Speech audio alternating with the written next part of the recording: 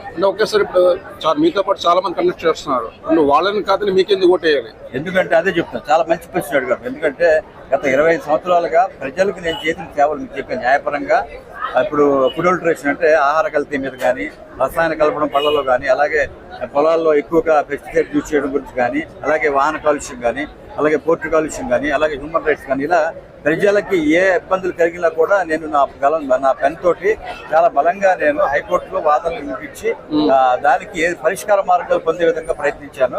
అంతేకాకుండా నా వంతు సాయంగా నేను కరోనా టైంలో ఎంతో మంది న్యాయవాదులకే కాకుండా ఎంతో మందికి నాకున్న పరిధిలో నేను చేయడమే కాకుండా మిగతా వాళ్ళు కూడా మోటివేట్ చేసి చాలా హెల్ప్ చేయడం జరిగింది. ఇలాగా ఎన్నో సేవా కార్యక్రమాలు కాకుండా న్యాయపరంగా ఒక న్యాయవాది కలం ఎంత బలమైందో అనేది నేను చూపించడం కూడా జరిగింది.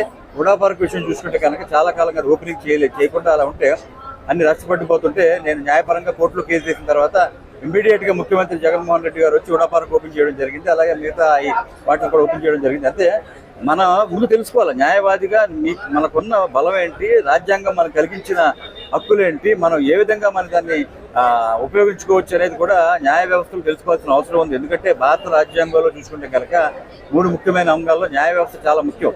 శాసనశాఖ, కార్యనిర్వాహక శాఖ ఉన్నా కూడా న్యాయశాఖ అనేది చాలా ముఖ్యమైన పాత్ర పోషించాలి. కాబట్టి ఎక్కడ ఏ అన్యాయం జరిగినా కూడా మీకు పదవి, ఒక న్యాయవాదిగా మీకు పదవి ఉంటే అది ఎమ్మెల్యే, ఎంపీ కన్నా బలంగా మీరు మీ గళం వినిపించగలరు అని నేను నిరూపించిన సందర్భాలు ఉన్నాయి. కాబట్టి న్యాయవాద సోదర మిత్రులందరూ కూడా నన్ను చాలా అభిమానించి తప్పకుండా గెలిపిస్తారని నమ్మకం.